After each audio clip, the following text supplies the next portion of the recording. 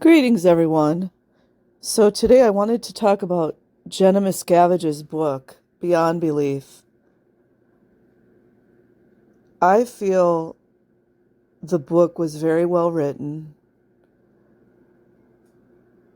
I think that it probably was stressful for her, covering certain topics, and of course, traumatic. But what I wanted to comment today on is chapter 20, which is labeled Punishment.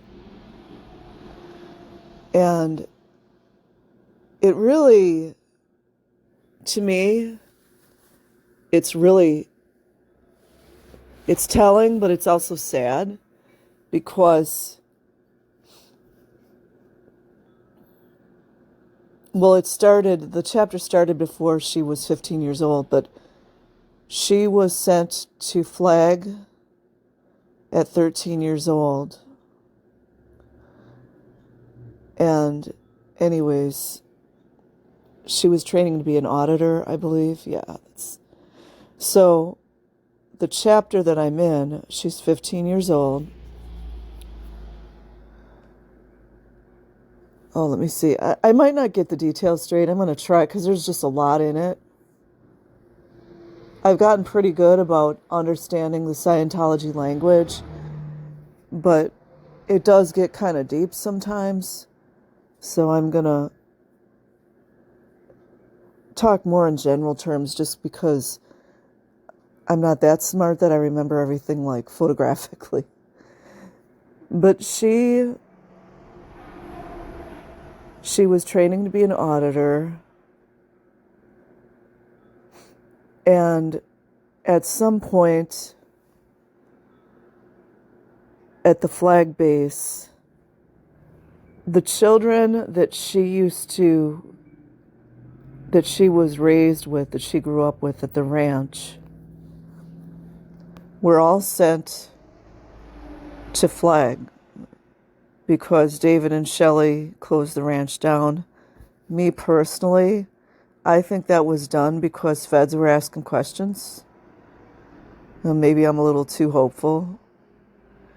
But so a bunch of children that Jenna went to, I say it in parentheses, to school, more like in indoctrination and manual labor at the ranch, they were sent to Flag way away from their parents because the children having any connection to their parents apparently was a real problem. And they were young. I don't know what all their ages were, but they were very young. And Jenna remembered how it felt to be sent to Flag by herself at 13 years old, and she was really scared. She was lonely. And at the time, somewhere in that midst of that time, her mother got sent to the RPF as what they call out 2D. She had an affair. And, me as an adult, I can understand how that happened with her. But anyways, so Jenna had gone through, it was very difficult for her. Imagine being 13 years old and you really have not had that much contact with your parents. Hold on, I got to get some water. You haven't had very much contact with your parents. You've had intermittent, and they did seem interested, in a lot of things. I don't know what the real truth is, but it does seem like they're trying to be involved. And so by the time these children from the ranch got sent to Flag, Jenna was on, I don't know, to be honest, guys, I get EPF and RPF mixed up, but I think EPF is some type of coursework. I'm not sure. But she was on punishment. So I don't know if she was 100% on RPF, but she was in trouble. And I'll get to that. So she's at the Flag land, what do they call it? Land base or whatever the heck. And she feels she wants to say hello to her friends. Oh, that's gross. Hold on. Okay, so she is not allowed to talk to her friends. One, because they have all this fraternization, which is, there's so many layers of control. It's really, really tragic. And I can most definitely see why so many of these young children later ended things, if you guys understand what I'm saying. Not that that was the right thing to do, but I understand it. So Jenna, because she's a compassionate person, even though she's on punishment, she wants to try to help these other kids that were basically just dumped off at the ranch with no real well, they have supervision because everybody's supervising, but just dumped off there like cattle because that's how they treat the children. And so Jenna wants to intervene, even though she's only 15 years old at this point. And the only way that she can see to try to help these kids get a little bit of nurturing, because there's zero nurturing, is that she has to reach out to her CO. It's all like, to me, it's really ridiculous and offensive, and no offense to the children, but the way they carry on like it's the military, it's disgusting. And that's just my opinion. But it's also very disheartening because children should never be treated like this. So Jenna, being the little warrior that she is, warrioress, she wants to try to help these children because they're crying a lot and they're just all upset, understandably, because they've just been, it's bad enough they really didn't get that much nurturing or family experiences, but now the one and only thing that they knew was the ranch. They were all taken out of that and just plopped into Flag, whatever the hell it's called, and told, here you are. So the little bit of routine and comfort that they knew, they were taken out of. So Jenna was reaching out to her CO because she's already in trouble, but she's got a little fire in her. And I forget exactly how she worded it, but she was just asking if some of the children from the ranch could get, a little bit of help, a little bit of nurturing, whatever word she used. So in typical narcissistic fashion, she gets in trouble for this, as she had previously gotten in trouble for reaching out to Shelley Miscavige. And I don't think Shelley Miscavige was such a great person. But, I didn't know her personally, but, yeah. No, there's just so much narcissism, it's unfreaking believable. If you want to create narcissism, create a religion called Scientology. So, yeah, I just wanted to talk about that and the levels of control they had her under. So she was already in trouble. And then I'll get to that in a little while. But then so she's already on this, I think it was the EPF she was on. I got to look more into that. But she's always getting threatened. We're going to send you the RPF. We're going to send you the RPF. And eventually she's like, just do it. I can understand that. But I feel like she was pretty feisty for 15, and I can give her credit for that. And they actually, like the Dave Miscavige and Shelley Miscavige and other people, tried to accuse her that she thought she got special treatment because she was a Miscavige and all this. It's just really sickening. So she'd go on to these courses, like it's like a school, that the children go to. It's basically indoctrination. It's always one form of indoctrination or another. And she didn't really she kind of hated it, but she did it because she was told that was what she's supposed to do, because nobody has free will. And she would get what do you call it? I want to say handled, but she would have little guards around her all the time, including kids from the cadet org that were 9 or 10 years old. I mean, it's just so effing sick. So, the original reason that she got into trouble, and this is what is just, it kind of hurts me to hear this. And I want to remind everyone, there are children in Scientology going through these things right now. And it's about fucking time people did something about it. So, Jenna had found a friend in this guy by the name of Martino. And I'm not going to get into the whole thing, but they were like both 15. I think originally, I have a hard time keeping track of this, but I think originally she was in the Sea Org, and then she didn't want to be in the Sea Org. And then Martino was in, I forget what he was in, but they were not supposed to, first of all, like, it seems like they didn't want teenagers to be teenagers at all. And then, like, fraternizing from one group to another was, like, forbade. So do you guys see where the control is there? Like, they're not allowed to have real friendships, not allowed to have nurturing and love from their parents, not allowed to have any of these so-called, like, overseeing officers take care of them or love them or anything.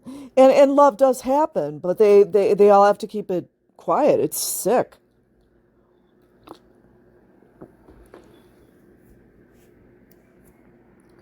So I was just like feeling really sad for her because here she is 15. You guys know how it is. Your hormones are raging and you start liking boys or girls or whatever, whatever your thing is. And, like you want to talk, you're forming connections if you're allowed. And she really liked this guy Martino, and I believe he was a newer, I say that in parentheses, newer Scientologist. So he was not as indoctrinated, and there's a whole thing to that with the cadets and the Sea Org children and all this shit. But, so, initially when she had met him, she was explaining, she gained trust in him, and she was saying how she felt bad that her mother was in the RPF. And it's all, oh my God, it's just so wild. And so he's feeling bad because he knows what it's like to have normal family life, to have normal, I love my mother, I always want to be with her, and blah, blah, blah. Because, he had a somewhat normal upbringing before he went into the Scientology. So, of course, as teenagers will, they start developing, like, this connection, which is absolutely normal. And they were both, I think how it originated was Jenna wrote a letter to Shelley Miscavige saying she didn't want to be Sea Org anymore, I think, or something like that. She wanted to move from where she was. I think it was because so she could see Martino. So none of that was encouraged. She got in trouble for it. Then Martino got into trouble, which includes manual labor, which this is all the indoctrination. But it's just it's really disheartening to see that children were treated like this. I mean, yeah, they're 15, but they're still kids. And then so Jenna got into all this trouble. Dave Miscavige was upset with her. And then they were saying, you want special treatment. And all she was just being a teenager. And then because she originally got into trouble, because she liked this guy Martino, because she's a teenager. And then she got into more trouble when she wanted to stand up for her friends, her children friends in the ranch, which, excuse my French, but like it seemed like nobody gave a fuck about them. And that to me comes from the narcissists that are in charge, to include the CO children that were really nasty. When you get people like that, real controlling, nasty, want to abuse, narcissism, 100%.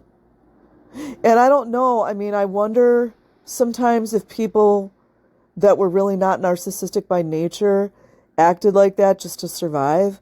But I kind of tend to believe that you kind of just are that. But I've never been thrown into a cult that indoctrinated me, followed me when I go to the bathroom and all this shit. So I, thankfully, I don't know how that is. But so, yeah, she was in all this trouble and then constantly getting threatened by the people in charge, like, who are probably 16 or 17 themselves, that she's going to go to the RPF. And finally she was like, F, she didn't say it, but she was kind of thinking like, well, F you, just do it.